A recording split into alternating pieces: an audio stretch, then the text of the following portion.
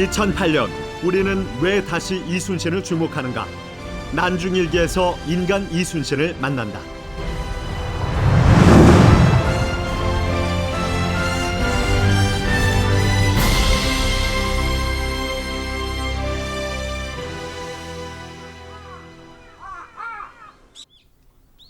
일본 오사카성.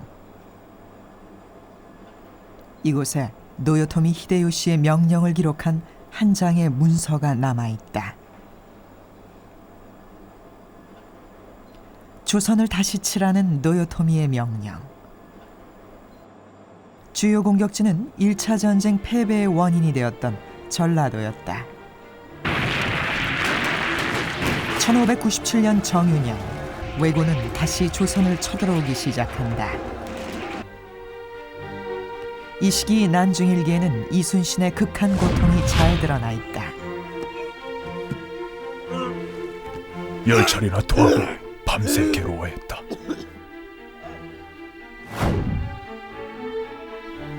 머리를 웅크리고 앉아있으니 그 심사가 어떠하겠는가. 쓰러져가는 조선을 지켜보며 홀로 고뇌했던 이순신. 절망의 순간 찾은 해답은 무엇이었을까?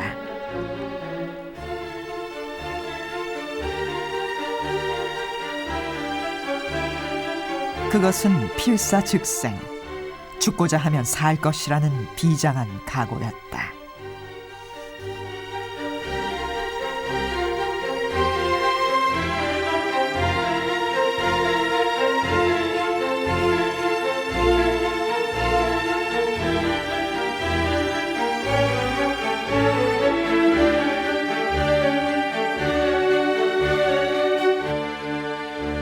임진왜란 첫 해의 격렬한 전투 후 전쟁은 한동안 소강 상태를 맞이합니다. 그동안 명나라와 일본의 지루한 강화 협상은 계속되지만 협상은 결국 결렬됐고 잦아들 듯했던 전우는 또 한 차례 불붙기 시작했습니다.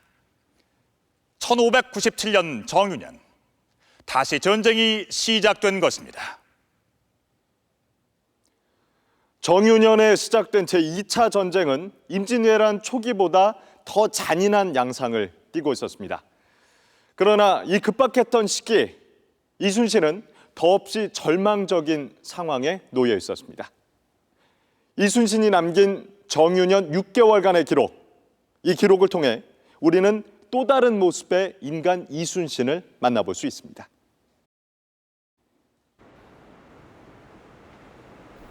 칠 년간의 전쟁을 치르는 동안 이순신은 한 해도 빠지지 않고 일기를 써서 남겼다. 무려 7권에 달하는 이순신의 친필 일기. 이 중 정유년에 기록된 일기를 찾아보았다. 자, 저게 바로 정유일기군요. 네, 그렇습니다.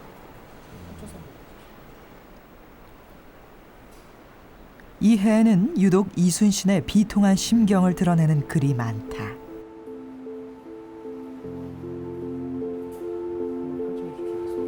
그 영절 앞에서 울부짖으며 곡을 하노라니 어찌하오 천지 사이에 어찌 나와 같은 일이 있을 수가 있겠는가. 차라리 일찍 죽어버리는 것만 못하니라, 이런 표현을 적어봤습니다. 네. 지금 백의종건로를 걸으면서 어머니의 이제 상사를 당한 상황에서 이런 또 개인적인 그 뜻밖의 일을 당했기 때문에 극단적인 표현들을 써가면서 이렇게 죽기를 기다린다, 이런 기록을. 그러니까 개인적으로는 예. sak탈관직을 당하고 그렇죠. 정유년, 일본은 재침 준비를 마치고 조선으로 진격해오고 있었다. 1차 전쟁 때와는 규모부터 달랐다. 가토 키요마사, 고니시 유키나가 등을 선두로 무려 12만 명의 병력이 동원됐다.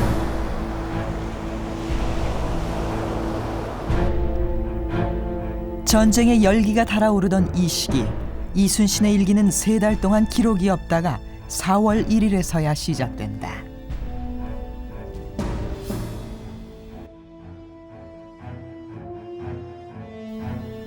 4월 1일 맑음 옥문을 나왔다. 더해지는 슬픈 마음을 이길 길이 없었다.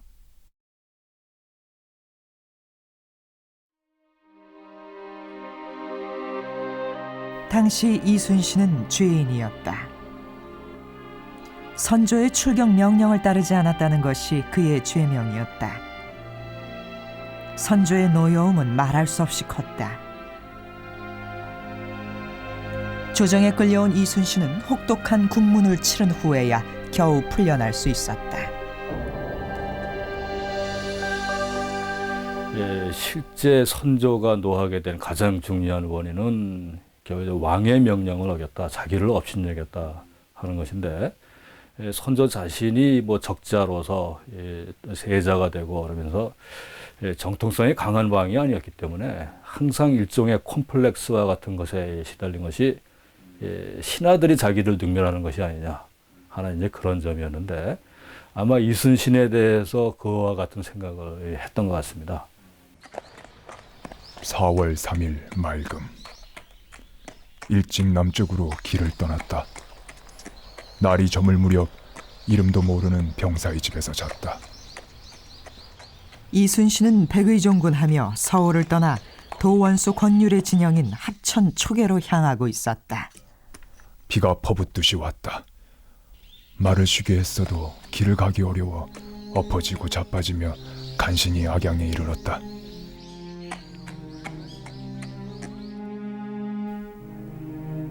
비는 억수같이 쏟아지고 나는 기력이 다 빠진 데다가 남쪽으로 갈 길이 또한 급박하니 부르짖으며 울었다.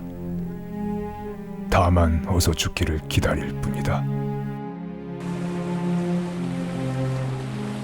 이순신이 백의종군 하는 동안 왜군은 칠천도 앞바다로 밀려들고 있었다.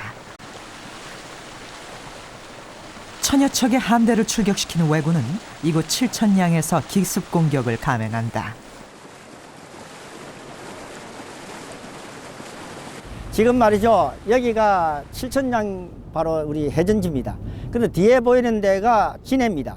그 옆이 부산포거든요. 그 부산포에서 왜구들이 와가지고 진해 앞을 해가지고 지금 이제 전라도를 통과하면서 여기 칠천량 해전지에 여기 왔습니다. 일본 츠지시.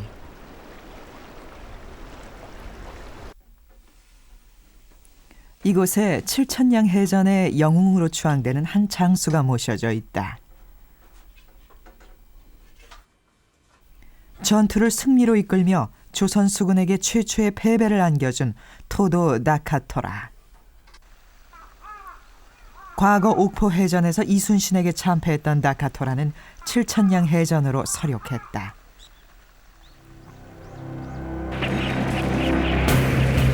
조선 수군은 칠천량에서 침몰했다. 수군 통제사 원균, 전라우수사 이역기도 목숨을 잃었다. 일본의 기록을 통해서도 당시 조선의 피해 규모가 엄청났음을 알 수 있다. 물에 빠져 죽은 조선 군사는 헤아릴 수 없을 정도로 많았다.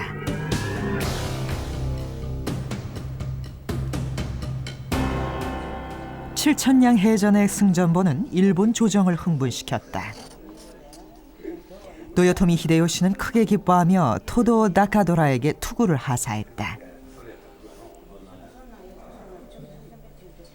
豊臣秀吉から東堂高虎が拝領したものなのですが、朝鮮出兵の折に大変な戦功ありましたので、そのご褒美に拝領されたものと聞いております。 조선의 상황은 참담했다. 주력 함대였던 파독선 100여 척과 거북선까지 모두 침몰했다. 칠천량 해전 이후 조선 수군의 상태는 괴멸이라는 용어가 적절한 표현일 것 같습니다. 칠천량 해전 이전 약 4년간의 강화 교섭기 동안에 많은 준비를 했던 조선 수군이 약 10여 척을 제외하고 전부 일본군에 의해서 경멸당한 엄청난 피해를 입었던 해전이 칠천량 해전입니다.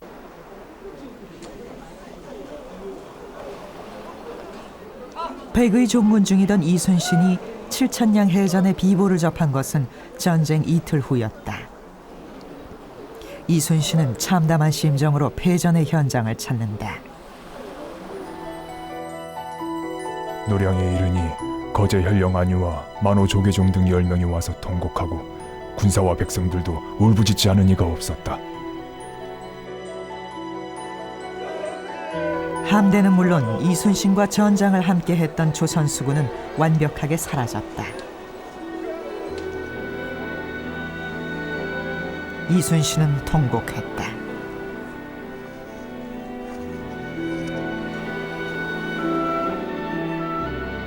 새벽에 기습을 받아 통제사 원균과 전라우수사 이역기 등이 피해를 입고 수군이 크게 패했다고 한다.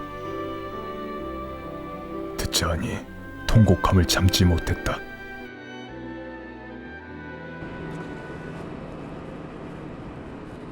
이 막다른 상황에서 이순신은 무엇을 생각했을까?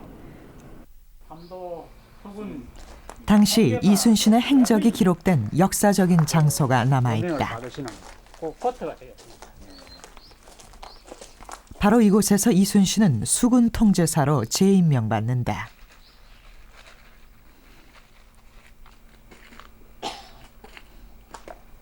이 집터가 저희 손자, 경자, 예자 할아버님이 이 집터에 사셨는데 그때 마침 충무공 이순신 장군께서 삼도 수군 통제사 재수임을 받으시는 그 장소가 되겠습니다. 8월 3일 맑음. 이른 아침에 선정관 양호가 뜻밖에 들어와 교서를 가지고 왔다. 그 내용은 곧 삼도 통제사를 겸하라는 명령이었다. 백의종군의 몸에서 다시 임명받은 이순신. 파직시켰던 이순신을 다시 불러들여야 했을 만큼 선조도 다급했다. 급기야 선조 스스로 자신의 잘못을 자책하는 모습까지 보였다.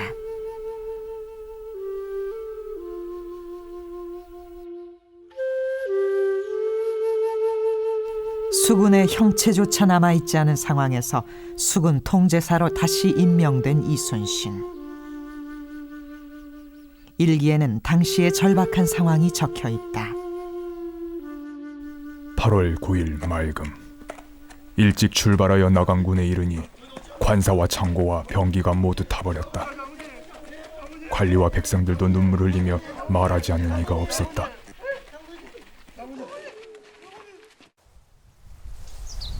전라도 보성의 고내리 마을.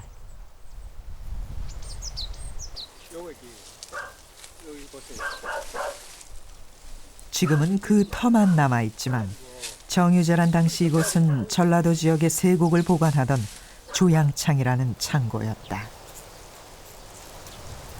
이순신은 수군 통제사로 임명된 후 군량미라도 모으기 위해 이곳 조양창을 찾는다. 저녁에 보성군 조양창에 이르니 사람은 한 명도 없고 창고의 곡식은 봉에 둔 채 그대로였다.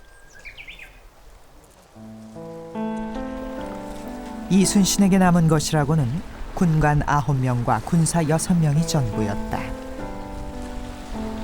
수군 통제사 이순신. 그러나 배 한 척 가지지 못한 맨몸의 수군 통제사였다.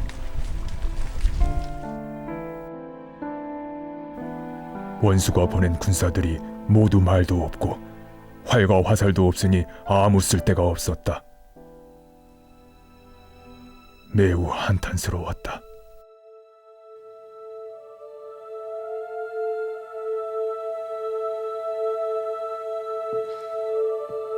조선 수군이 괴멸된 직후 수군 통제사에 다시 임명된 이순신.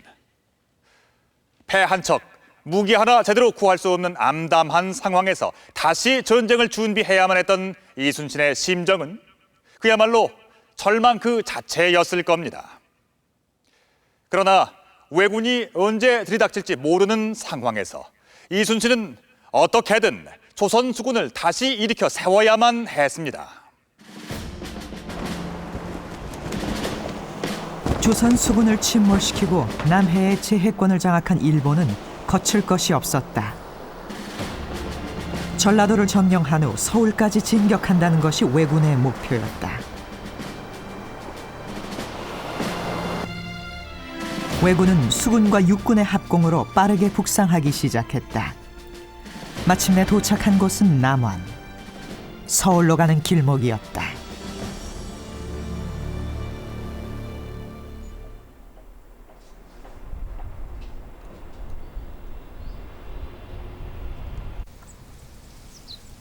정유년 8월, 조명 연합군은 남원성을 사이에 두고 왜군과 대치하고 있었다.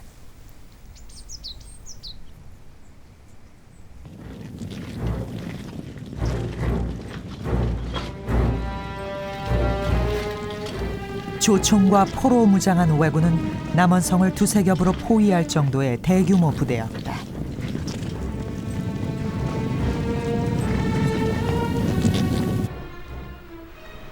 예, 정유년 당시 남원성에는요, 군사는 4천여 명밖에 없었고 일반 백성까지 전부 포함해서 1만여 명이 주둔하고 있었습니다. 왜군은 정예군사죠. 잘 훈련된 5만 6천여 명이 남원성을 쳐들어왔으니까 일당 100이라고 해도 힘에 겨웠을 텐데 3박 4일 이상을 성을 지키고 있었다는 것만 해도 사실은 기적에 가깝습니다. 8월 15일, 남원성은 최후의 결전을 치르고 있었다. 왜군은 급기야 성 안으로 진격했고 4일을 버티던 남원성은 끝내 무너졌다. 조총으로 무장한 왜군에 맞서 화살촉으로 버티던 남원성의 군사들은 적수가 되지 못했다.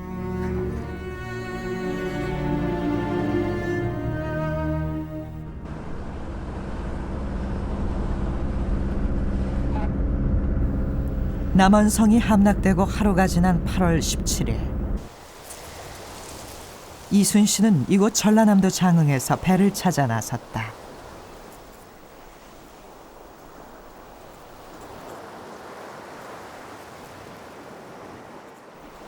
이순신은 수군 통제사로 임명된 후 한 척의 배라도 구하기 위해 동분서주하고 있었다.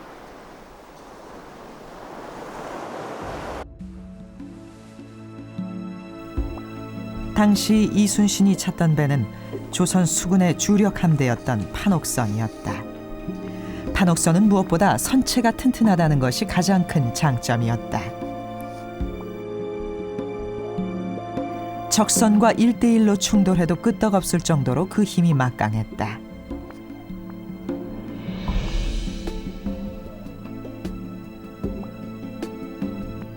기록에 따르면 당시 경상수사 배설이 가지고 달아난 12척의 배가 남아 있었다고 한다. 그러나 이 12척의 배마저 쉽게 오지 않았다. 8월 17일 맑음, 수사 배설이 내가 탈 배를 보내지 않았다. 8월 18일 맑음, 배설이 멀미를 핑계로 나오지 않았다. 이순신은 절망했다. 일기에서는 배설에 대한 괘씸함도 숨기지 않았다.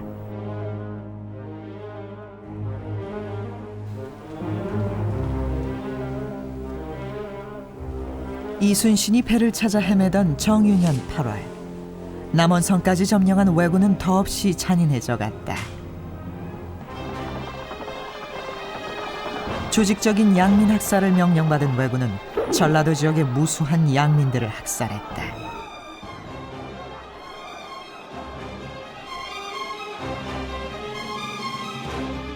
심지어 조선인들의 코까지 베어갔는데 당시 잘려나간 코만 수만 개에 달했다.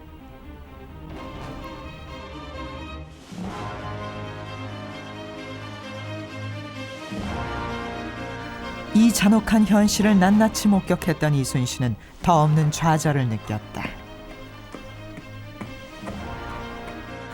길을 떠나 옥과 경계에 이르니 순천과 나간의 피난민들이 길에 쓰러져 가득하며 남녀가 서로 부축해 갔다. 그 개탄스러운 모습은 참아볼 수 없었다.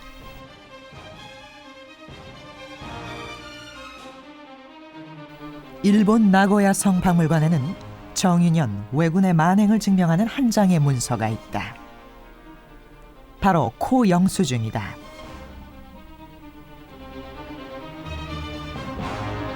코를 벤 숫자와 수령했다는 확인까지 정확히 기록되어 있다.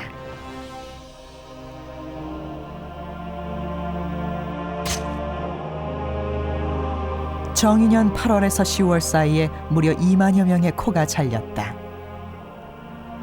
그렇게 잘린 코는 노요토미 히데요시에게 보내졌다. 심지어 산 사람의 코도 베었을 정도로 왜군의 잔인함은 극에 달해 있었다.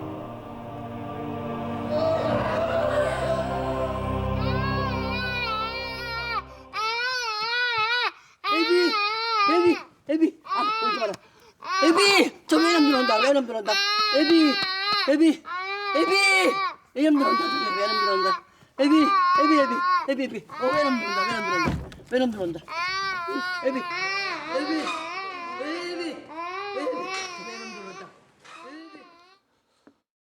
애비야. 이 말은 우는 아이를 달랠 때 흔히 쓰는 말이죠. 그런데 애비야에서 애비라는 단어는 귀와 코를 뜻하는 입이라는 말에서 비롯됐다고 합니다. 닥치는 대로 귀와 코를 베가던 왜군의 만행을 두려워하며 당시 조선인들 사이에서는 입이라는 말이 널리 퍼졌던 것입니다. 조선이 피로 물들던 정윤현 8월, 이순신은 이 참담한 현실을 홀로 견디며 조선 수군의 재건을 준비하고 있었습니다. 정인년 8월 이순신은 고군분투하고 있었다. 8월 7일 맑음, 패하여 줄을 이어 돌아가는 군사들로부터 말 세필과 활과 화살을 약간 빼앗아 왔다. 8월 8일 순천부에 이르러 병기 중에 장전 편전은 군관들에게 전하르도록 하고 총통같이 운반하기 어려운 것들은 깊이 묻고 표를 세우도록 했다. 성한 무기는 모두 왜군이 가져가고 그나마 남은 것들은 얼마 되지 않았다.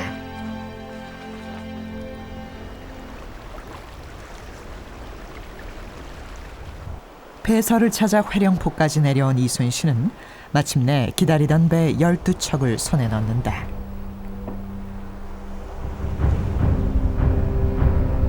배는 얻었지만 상황은 여전히 절망적이었다.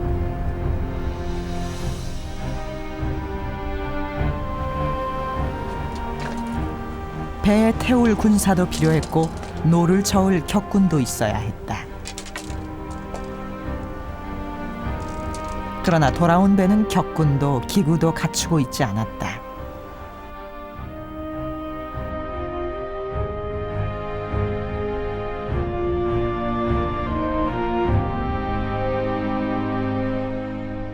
그렇다면 당시 왜군의 전력은 어땠을까?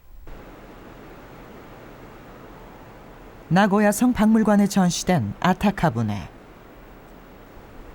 정유재란 때 왜군이 탔던 주력 함대로 조선의 판옥선과 같은 역할을 하는 배였다. 이 대함대를 중심으로 왜군은 완벽한 대오를 갖추고 있었다. 戦いに使う際はこういう屋根がついていないものが中心なんですが、周りに関船といった小さい船がついていて集団で戦っていたと考えられています。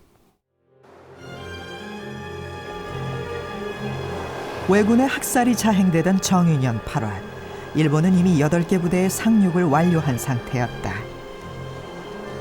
더구나 수군의 전력도 더욱 막강해졌다. 이 급박한 상황에서 이순신은 충격적인 내용의 교서를 받는다.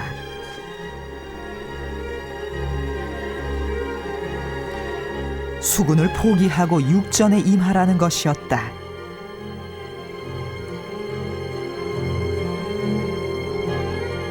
칠천량 해전 패전 결과 남은 전선이 10여 척밖에 되지 않았기 때문에 10여 척으로 수백 척의 일본 수군에 대항한다는 것 자체가 불가능하다고 판단했습니다.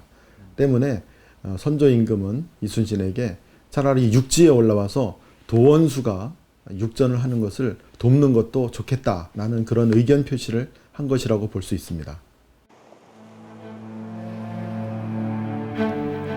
앞이 보이지 않던 정유년 가을. 이순신은 웅크리고 있었다. 9월 3일 비가 뿌렸다. 배 뜸 아래에서 머리를 웅크리고 앉아 있으니 그 심사가 어떠하겠는가.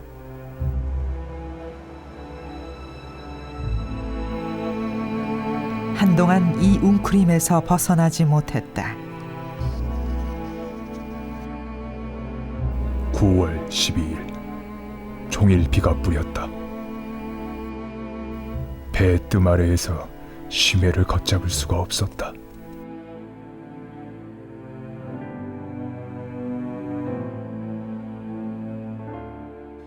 이순신의 난중일기에 가장 많이 쓰인 글자 중에 하나가 바로 이 축자입니다. 오그라들다, 웅크리다라는 뜻인데요.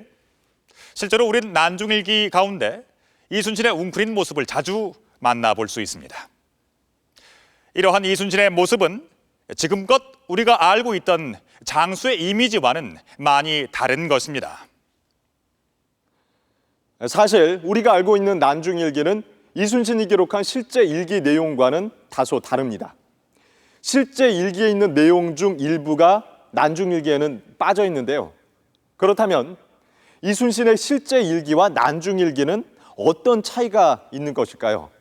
또 난중일기에서 지워진 기록은 어떤 내용이었을까요?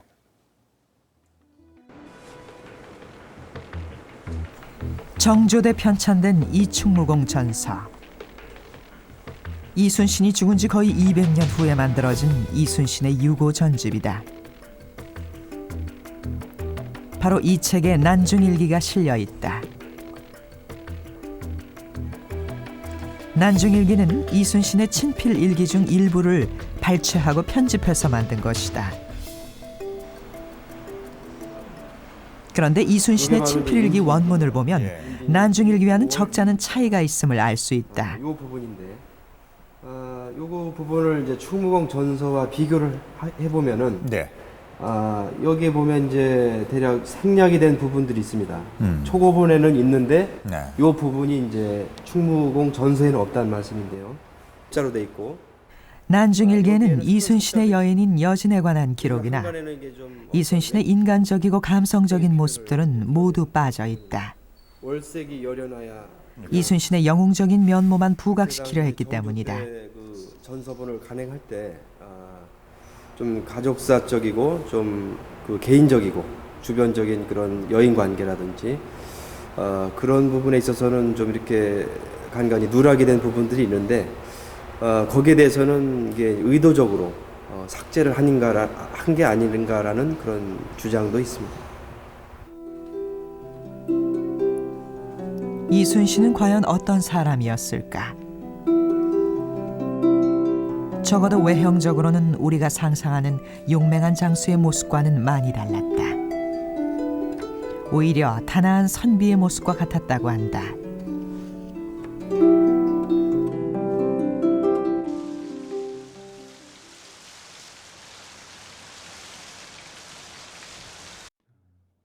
경희대 김남일 교수팀에게 의뢰해 이순신의 신체적 특징을 분석해 보기로 했다. 자신의 신체 증상을 장기간에 걸쳐 자세히 기록한 난중일기를 기본 자료로 삼았다. 먼저 불편이라는 단어를 검색해 보았다. 불편하다는 기록은 7년간 무려 90여 회나 나온다. 이외에도 이순신은 갖가지 신체 질환에 시달리고 있었음을 알 수 있다. 코피를 한 대나 흘리거나 이불을 적실 정도로 식은땀을 흘리기도 했다. 또 밤에 구토를 하는 일도 많았다. 코피를 자주 흘리셨고 그다음에 땀도 자주 흘리셨습니다. 그리고 광란의 증상을 나타내는 경우도 많이 있었습니다. 이 세 가지의 증상을 많이 갖고 계셨다는 것은 이순신 장군께서는 체력적으로 상당히 저하된 상태에 계셨다는 것입니다. 코피를 많이 흘리는 것은 피로가 누적된 것을 견뎌내지 못해서 나타나는 현상입니다. 그리고 광란 같은 경우는 소화계통이 제대로 작동되지 못하는 것인데, 이순신이 해남 이진으로 진을 옮긴 이날, 왜군도 이순신과 하루 이틀 차이를 두고 전라도로 진격해오고 있었다. 그러나 이 상황에서 이순신은 보이지 않았다.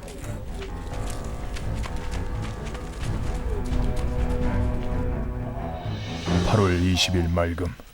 장사로 진을 옮겼는데 이날 몸이 몹시 불편하여 음식도 먹지 않고 알았다. 구토와 설사를 반복하는 광란은 이순신이 평생 앓던 고질병 중에 하나였다. 21일 맑음. 새벽 2시경에 광란이 일어났다. 소주를 마셔 치료하려 했다가 그만 인사불성이 되어 거의 깨어나지 못할 뻔했다. 토하기를 10여 차례 하고 밤새도록 괴로워했다. 22일 맑음. 광란으로 인사불성이 되었다. 용변도 보지 못했다. 이순신은 무려 4일 동안을 광란에 시달렸다. 겨우 회복되긴 했지만 고통은 여전했다.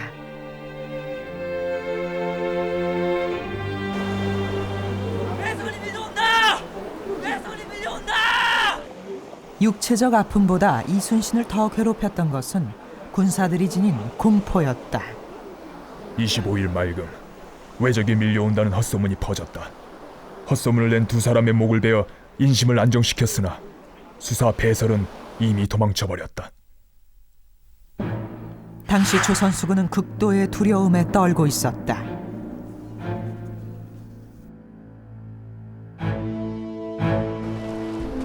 급기야 명량해전을 14일 앞두고 이순신 바로 아래 장수였던 배설이 도망을 쳤다.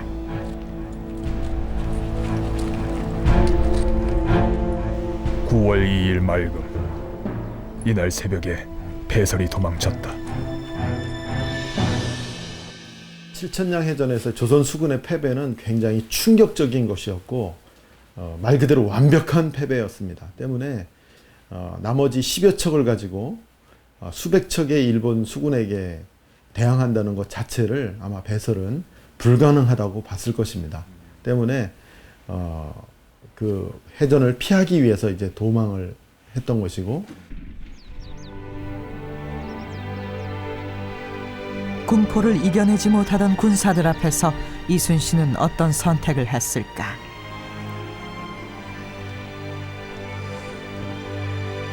아산현충사에서 하나의 기록을 찾을 수 있었다.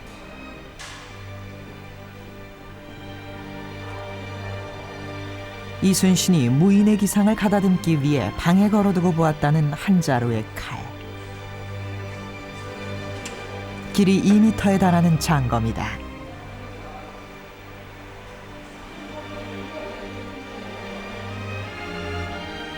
이 장검에 이순신은 직접 글을 새겨 넣었다.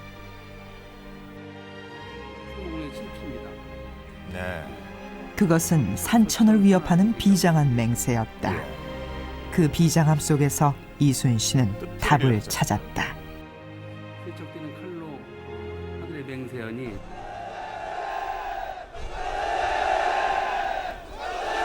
명량해전을 하루 앞두고 이순신은 군사들을 불러 모아 마지막 연설을 한다. 그것은 필사즉생, 죽기를 각오하고 싸우라는 명령이었다. 병법에 이르기를 반드시 죽고자 하면 살고 살고자 하면 죽는다고 했다. 또 한 사람이 길목을 지키면 1000명도 더럽게 할 수 있다고 했다.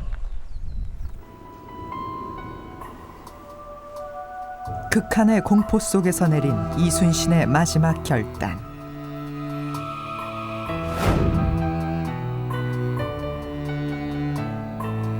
마침내 이순신에게 다시 전쟁이 다가오고 있었다.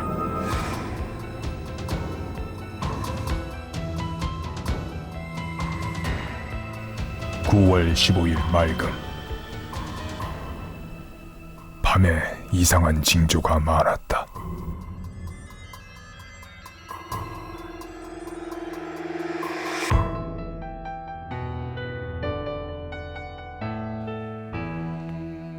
명량해전을 하루 앞둔 9월 15일, 조선 수군 진영엔 이루 말할 수 없는 긴장이 감돌고 있었습니다. 한산도에서 전라도 해역 끝자락까지 밀려난 조선 군대는 이제 더 이상 물러설 곳도 없었습니다. 그야말로 살기 위해 죽음을 각오해야만 했던 비장한 결의. 이순신은 마침내 12척의 배를 이끌고 왜군과의 결전지를 향해 나가기 시작했습니다. 벼랑 끝에 몰린 이순신이 택한 곳은 명량해협이었다.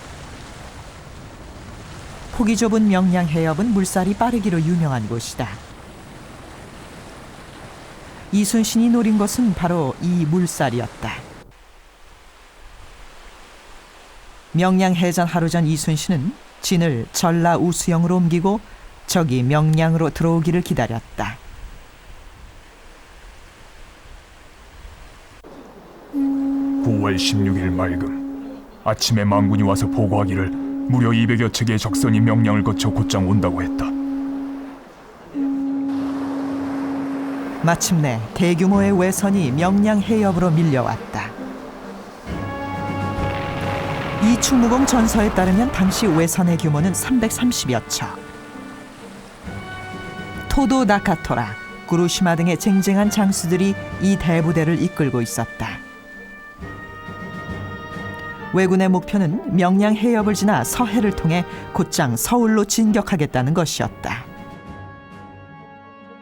명량해전이 발발한 9월 16일, 이순신은 이날의 일기를 가장 길고 자세하게 기록했다.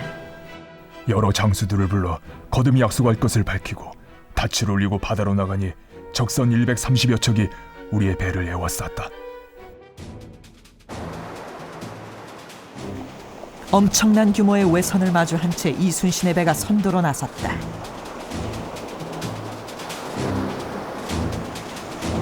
하지만 이순신의 뒤를 따라야 할 11척의 배들은 앞으로 한 발짝도 나오지 않았다. 여러 배들을 돌아보니 일마장쯤 물러가 있었고 우수사가 탄 배는 보이지 않았다. 여러 배들이 서로 바라만 보고서 진군하지 않아 이를 장차 헤아릴 수 없었다. 왜군의 기세에 놀란 병사들은 달아날 꾀만 내고 있었다.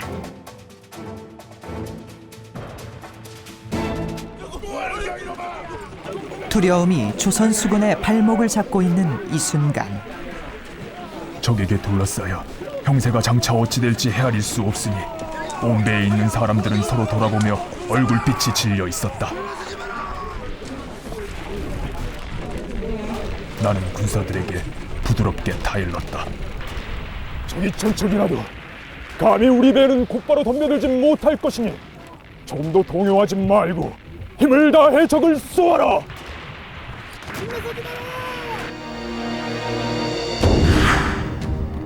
병사들은 이순신이 두려워 뒤로 물러서지도 그렇다고 앞으로 나아가지도 못한 채 쩔쩔매고 있었다. 병사들의 공포는 쉽게 사라지지 않았다. 공포, 이것이 이순신의 가장 큰 적이었다. 명량해협이 한눈에 내려다 보이는 진도의 망금산. 당시 조선 백성들은 이곳에서 명량해전을 지켜보고 있었다.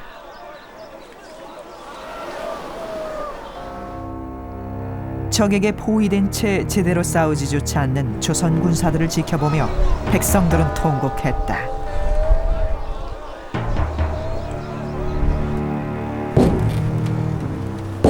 주저하던 부하들을 향해 이순신은 마침내 분노를 토했다. 더 이상 용서할 수 없다는 냉혹한 장수의 분노였다. 여러 장수의 배를 돌아보니 먼 바다에 물러가 있어 나아가지도 물러가지도 못할 형편이었다. 나는 호각을 불고 깃발을 세워서 안위의 배와 김응함의 배를 불러 모았다. 나는 배 위에 서서 직접 안위에게 말하였다. 안위야! 군법에 죽고 싶으냐? 네가 군법에 죽고 싶으냐?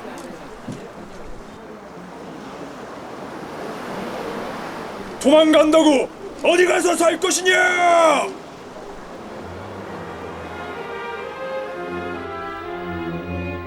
이순신은 왜군과 싸우지 않는 자는 자신의 손에 처형당할 것이라며 군사들을 몰아붙였다.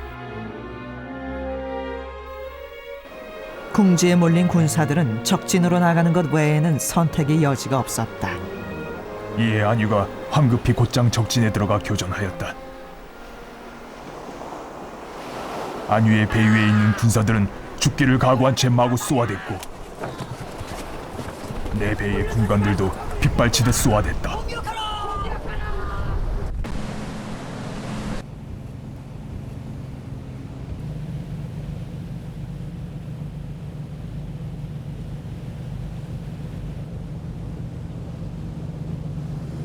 최악의 상황을 맞고 있었던 조선 수군.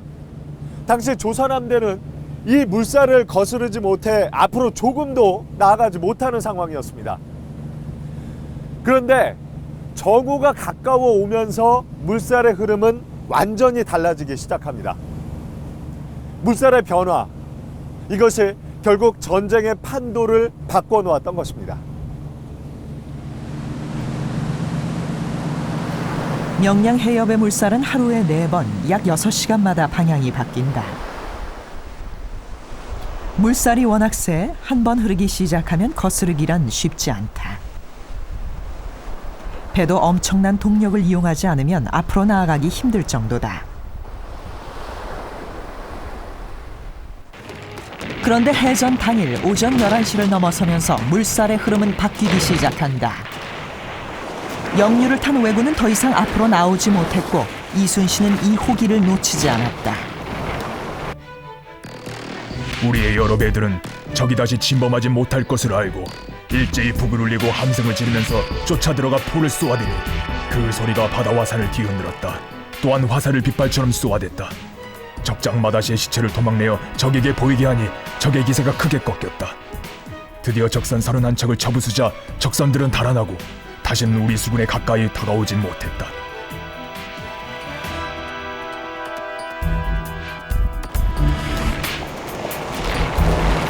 일본 함대 100여 척 이상이 부서지거나 침몰했다. 왜군은 사상자만 1만여 명에 달한 것으로 알려졌다.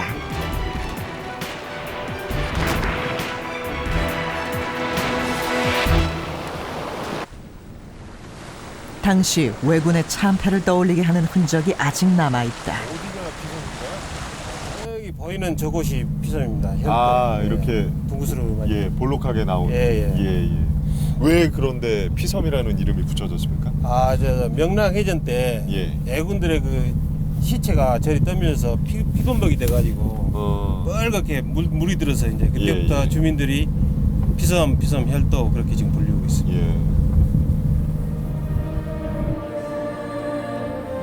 이순신의 선택은 옳았다. 이순신은 이 좁은 명량 해협에서 왜군을 격퇴함으로써 결국 조선을 구해냈다.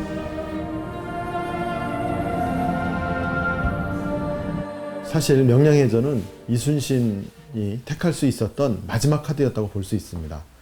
칠천량 해전 이후에 계속해서 서남쪽 해안으로 내려오면서 조선 수군의 세력을 응집해 나가는 그러한 준비 과정을 거쳤고 마지막으로 택했던 곳이 좁은 수로였던 명량을 택해서 그 길목을 차단하는 그러한 전략을 세웠던 것입니다. それを今度あそこですね。あそこで今度も最後は向かう迎撃されますから、そこで敗北しちゃって結局もう日本軍はもう西上をして朝鮮の半島の方に上陸するという望みはもう絶たれちゃうわけですよね。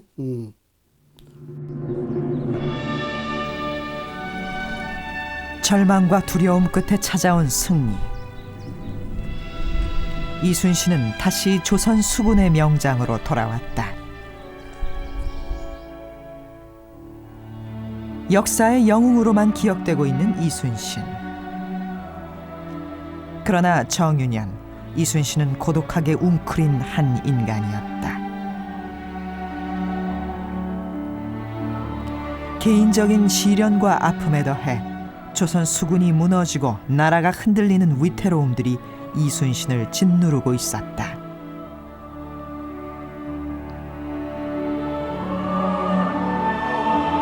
그러나 혹한 고통과 좌절의 시간들을 이겨냈던 인간 이순신.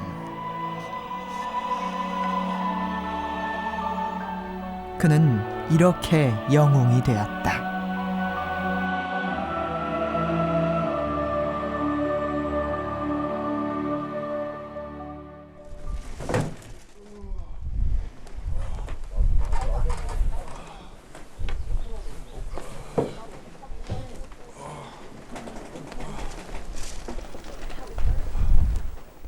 그리고 명량해전 8일 후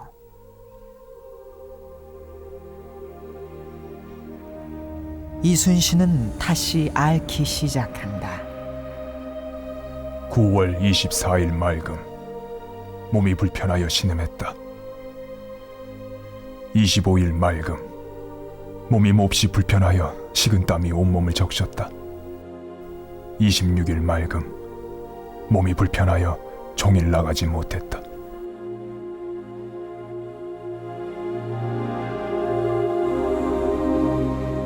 이순신이 역사 속의 영웅으로 기억되고 있는 것은 그가 천재적인 재능을 지닌 장수라서가 아니라 극한의 고독과 두려움을 견뎌내고 그 속에서 조선의 살 길을 찾아낸 한 사람이었기 때문입니다.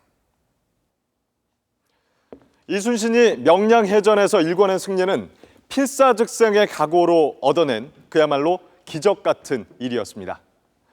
그러나 승리의 기쁨도 잠시 이순신은 다시 왜군과의 일전을 준비해야 했습니다. 임진왜란 최후의 결전, 이순신의 생애 마지막 전투가 서서히 다가오고 있었던 것입니다.